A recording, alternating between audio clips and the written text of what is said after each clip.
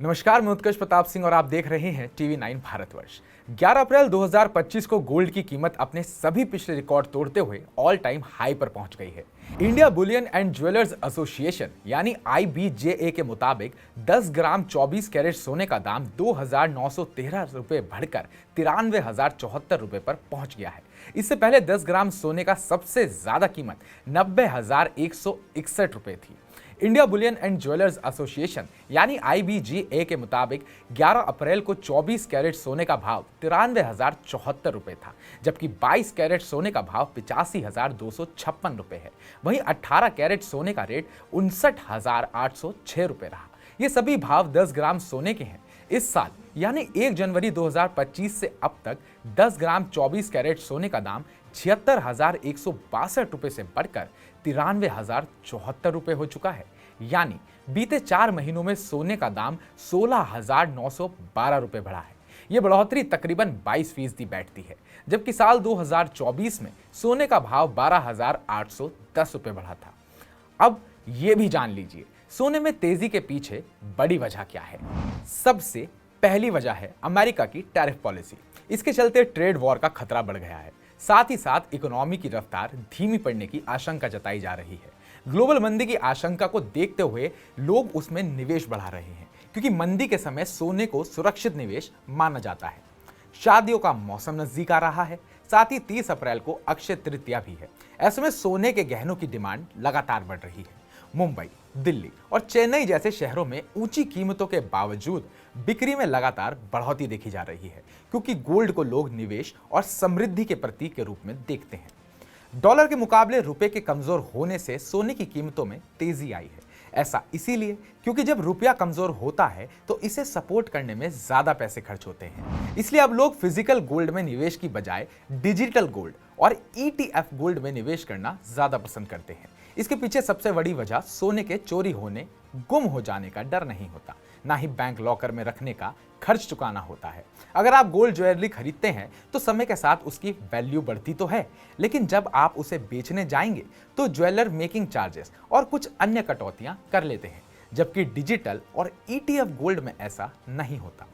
अभी digital gold क्या भला है, यह भी समझ लीजिए। मान लीजिए कोई सेलर डिजिटल गोल्ड बेच रहा है, आप उससे डिजिटल गोल्ड खरीद लेते हैं। सोने की मौजूदा कीमत आप चुका देते हैं, लेकिन उसके बदले आपको सोना नहीं मिलता। आपका खरीदा गया सोना बेचने वाले की तिजोरी में सुरक्षित रहता है। आप जब चाहें, जैसे चाहें इसे बेच सकते हैं। अगर सोने की कीमत में इजाफा हुआ होगा तो आपको मुनाफा होगा, लेकिन अगर गोल्ड की कीमत गिर जाती है तो आपको घाटा उठाना पड़ेगा। इसके अलावा डिजिटल गोल्ड खरीदते और बेचते वक्त GST और दूसरे शुल्क चुकाने पड़ते हैं। हालांकि फिजिकल गोल्ड की तरह आपको कस्टम ड्यूटी और मेकिंग चार्जेस नहीं देना होगा। अब ETF गोल्ड यानी एक्सचेंज ट्रेडेड फंड गोल्ड क्या है, यह भी समझ लीजिए। जैसे कि नाम से स्पष्ट है, ये एक तरह का गोल्ड फंड है।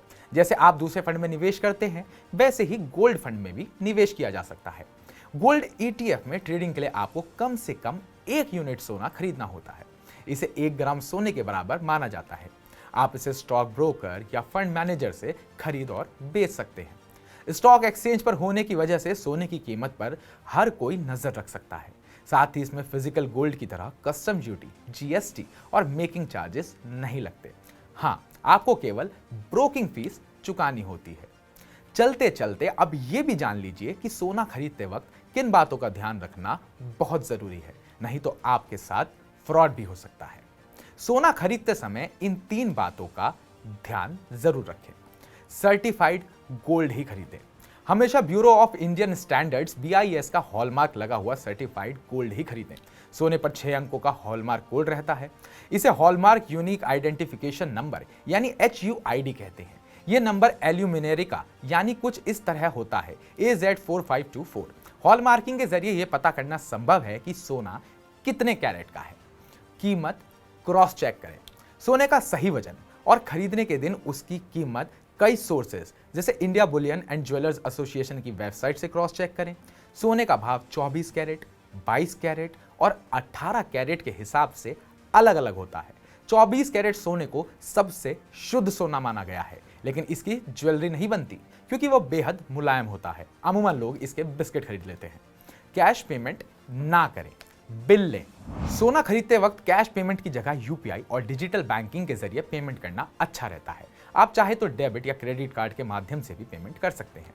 इसके बाद बिल लेना बिल्कुल ना भूलें। अगर ऑनलाइन ऑर्डर किया है तो उसकी पैकेजिंग जरूर चेक करें। आपको ये जानकारी कैसी लगी, कमेंट बॉक्स में कमेंट करके हमें जरूर बताएं। ऐसे ही इंफॉर्मेटिव वीडियोस देखने के लिए सब्सक्राइब करें TV9 डिजिटल।